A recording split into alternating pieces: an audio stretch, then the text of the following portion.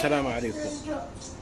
اللي يخاف الله ويتقيه، اللي يخاف الله ويتقيه يبعد الجوالات عن الأطفال، فترونهم مسؤول أمام الله سبحانه وتعالى.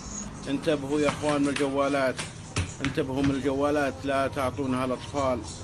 انتبهوا. شوف، حسبي الله ونعم Boleh الوكيل. letak iPad tu dulu, nanti mama tolong. Okey. شوف، انظر لهذا الطفلة، شوف كيف الطفلة، انظر لهذا الطفلة كيف شنو يعور؟ انظر للطفلة، اعتبرها بنتك، اعتبرها بنتك. خاف الله، خاف الله، خاف الله من الجوالات، خاف الله من الجوالات هذه. حسبي الله ونعم الوكيل، حسبي الله ونعم الوكيل. بدك هنا خذيها لك.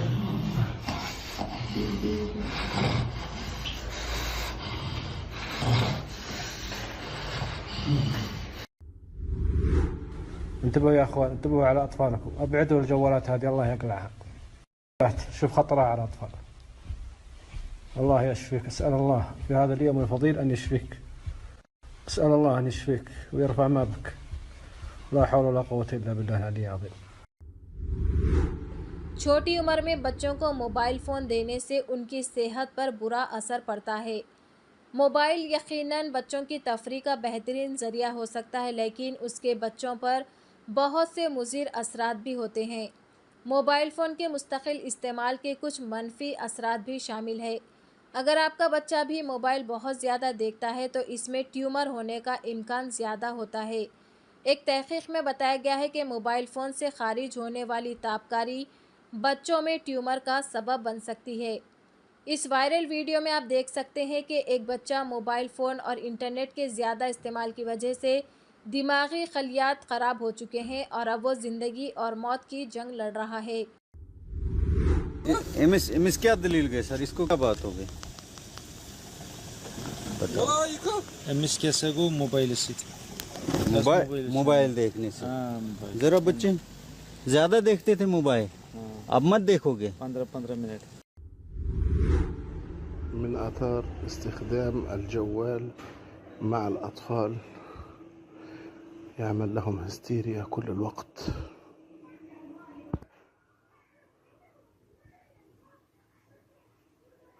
يتحرك وهو نائم. هذا الطفل الصغير مدمن للجوال بصورة كبيرة. هو الآن نائم ولكن لا يستطيع أن يرتاح في نومه لأنه يتخيل أن الجوال بيده، وكما تشاهدون ليس هناك راحة ولا هدوء في موضوع النوم. هذه طفلة أخرى نفس الشيء، وهي مستغرقة في النوم كأنها تلعب بالجوال، وهذا لا شك يؤثر تأثير كبير جدا على سلامة الأطفال وأيضا عقولهم واستقرارهم. इस वीडियो में देखा जा सकता है कि किस तरीके से ये युवक बेहोशी के हालत में भी गेम्स खेलते हुए नजर आ रहा है। इसके हाथों में कोई मोबाइल फोन नहीं है, लेकिन इसके हाथों का एक्शन बिल्कुल ऑनलाइन गेम्स खेलने की तरह ही है। والله القسم اللي أنا فيه حالات أصعب من حالات ولدي. ولدي جاء تشنج بس براسه ووجهه كل شوي، يعني بس براسه.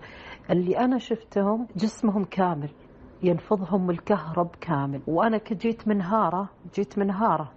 قال لي الدكتور تعالي مشيت على الحالات كلها وتشوفينها. يقول يوميا يدخلون علينا أقل شيء 10-15 حال، يقول يوميا.